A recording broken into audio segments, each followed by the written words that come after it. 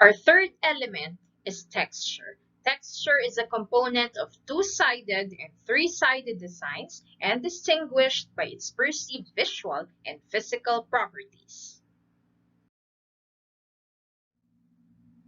We can experience texture in two ways. The first one, we have optical texture. Optical texture is the use of skillful techniques to create the illusion of texture. And the second type, we have physical texture. It is the use of expressive brushstrokes so that the viewer will feel the physical and emotional energy that the artist wants to convey.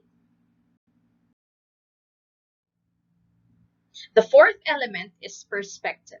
Perspective is an art technique for creating an illusion of three dimension with depth and space. Now, perspective is a very important component to be included in a painting because it creates an illusion that the painting is alive. Therefore, when you look at the painting, it is not boring to look at. There are three different kinds of perspective. The first one, we have the foreground. It is the visual plane that appears closer to the viewer. The second one, we have background. It is the visual plane that is farthest away from the viewer. And the last type, we have middle ground. It is the visual plane between the foreground and the background. Let's have a simple activity before we continue. Please look at this picture and locate which parts of the picture are the foreground, middle ground, and background.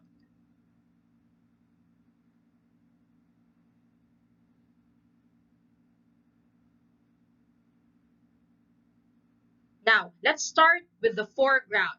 The foreground are the people in the picture because these are the elements that appear closest to the viewer. Next, the horizon is the background, and what is located between the people and the horizon is the middle ground, which are the chocolate hills.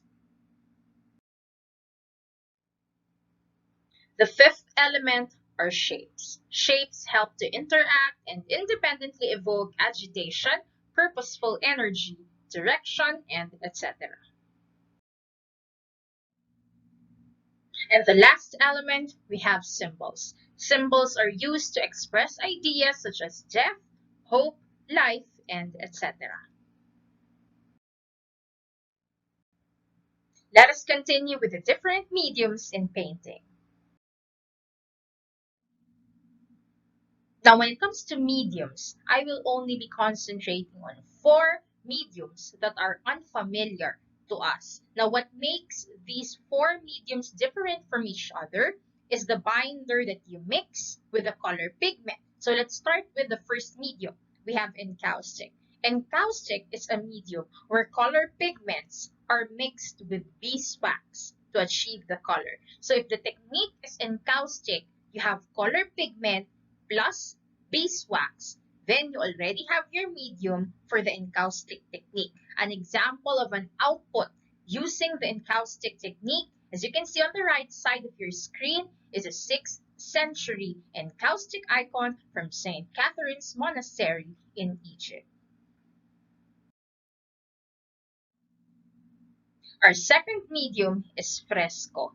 Fresco is a medium where colored pigments are mixed with water and lime plaster to achieve the colors. Now, when we use fresco, color pigment plus water and lime plaster. So those two are your binders to be able to use it as a medium for the fresco technique. So an example of an output using the fresco technique, as you can see on the right, The Creation of Adam by Michelangelo. Our third medium is gouache. Gouache is a medium where color pigments are mixed with water and gum arabic to achieve the colors. Now, when it comes to the gouache technique, it's color pigment plus water and gum arabic. So those two are your binders. Now, an example of an output using the gouache medium is Aid for the Wounded by Alexander Marie Guillaume. Gum arabic is a natural gum consisting of the hardened sap of the various species of the acacia tree. Now, what you mix with your water and color pigment is the powdered gum arabic. Now, as you can see on the right side of your picture.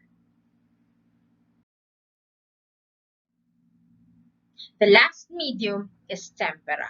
Tempera is a medium where color pigments are mixed with egg yolk to achieve the colors. Now, in tempera, your binder is egg yolk. An example is Madonna and Child by Duccio. Now, your first clue to be able to know if a painting utilizes the tempera technique is that if it has a yellow undertone. As you can see on the painting, it has a yellow undertone, and it's because of the binder, which is the egg yolk. Now let us continue with the different classification of painting styles or artistic movements. The first artistic movement is abstraction.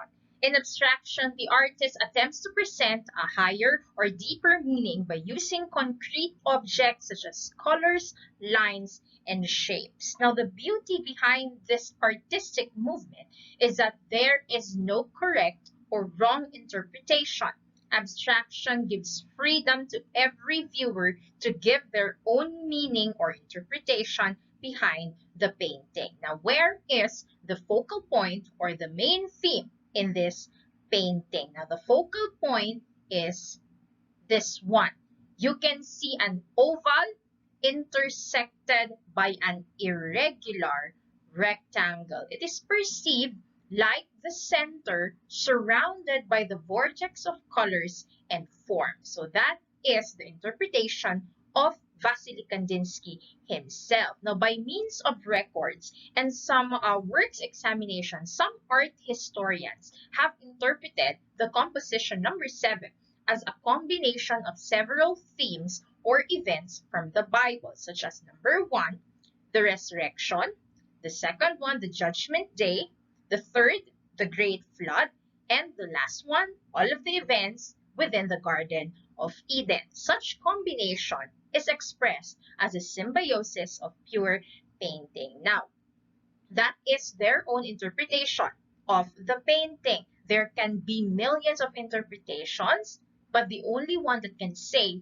what is the real meaning behind the painting is the artist himself. The second artistic movement is Expressionism.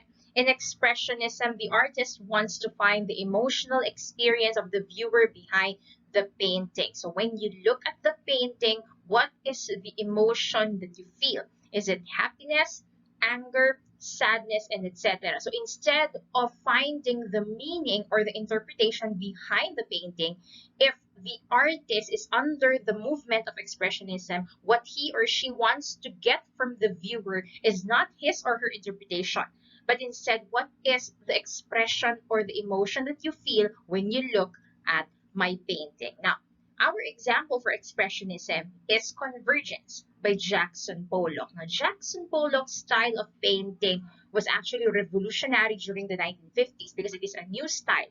It is what you call the drip painting. Now, when you utilize your paintbrush, it is to create delicate brush strokes. But for Jackson Pollock, he utilized the paintbrush wherein he dips the brush on a can of paint and then creates splats or drips of paint in the canvas. Now, in Convergence, it is an important and innovative development in the history of painting.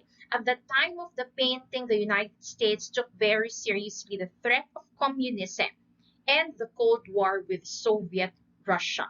Convergence was actually the embodiment of free speech and freedom of expression. If you would look at the painting, it is a convergence or a crisscross of different lines and colors. It is a mixture of different lines and colors. And these lines and colors symbolize the people of America, even though they are composed of different races, different religions, different socioeconomic backgrounds. But the main point is that all of them are citizens of USA. Therefore, they should unite against a common enemy, which is at the time Soviet Russia. The third artistic movement is Baroque. Now, there are three basic characteristics of the Baroque style. Number one, it is full of great drama. Baroque artists' favorite themes are events or situations. The second characteristic, we have the usage of rich and deep color. They often utilize dark palettes in their paintings. Now, as you can see from the given example from Caravaggio. And the last characteristic, there is always an intense contrast between light and dark shadows. Now, if you would look at the painting, the contrast is present. The light shadow coming through the window is contrasted with the darkness from the left side. From 1500s to 1700s, this was the time of the Baroque movement. But during this timeline, another style is also famous, and that is the Renaissance style. Now, what makes Renaissance different from Baroque? Renaissance artists paints after the event occurred, while Baroque artists paint while the event occurs. The fourth artistic movement is Impressionism. Our example is Impression Soleil Levant by Claude Monet, which was created in 1872. It was this painting which gave the name of the movement, which is Impressionism. Now, in Impressionism, the artist wants to give his own impression or interpretation of the subject, rather than recreating it as realistically as possible. Now, in contrast with the Baroque style, Impressionist artists tends to favor light palettes, specifically pastel colors, to their paintings. Another contrast that you can make with the Baroque style is that the former tend to create their subjects as realistically as possible. You can see the details of the eyes, the nose, the hair, and the clothes of their subject. Unlike if you look at this painting, you would see only a hint or a shadow of the subject rather than all of the specific details. Now, if you would look at Impression Soleil Levant, yes, it is a port, maybe a trading port. I can see a ship in the background, but I cannot fully discern the details of the ship. I can see people in the boat, but only their shapes and also the boat itself. The fifth artistic movement is modernism. Now, modernism rejects the traditional forms of art, where the only favored subjects are people, events, objects, and landscapes. Now, what are examples of movements that are considered as traditional forms? Renaissance can be an example. Baroque can also be an example of a traditional form of art. Now, in this style, experimentation is the key. Experimentation with mediums or ideas. The crazier, the better. That is the motto of modernist painters. Now, if you would look at this painting entitled The Scream by Edvard Munch, the subject is obviously a human, a screaming or a scared human. But if you would look closely at how Edvard Munch interpreted the subject, traditional artists, Baroque artists, for example, would not recreate a human like this. Munch somewhat made the subject borderline alien looking. The next artistic movement is realism. Our example is Stonebreakers by Gustave Courbet, and he created it in 1849. Now, realism is the opposite of impressionism. The aim of a realist artist is to interpret the subject as realistically as possible. No detail should be left behind. Now, realist painters rose to prominence during the Industrial Revolution from 1760 to 1840, where the social issues of the workers are rampant. They became the favorite subjects of realists. They used painting to voice out the problems of the working class during this time.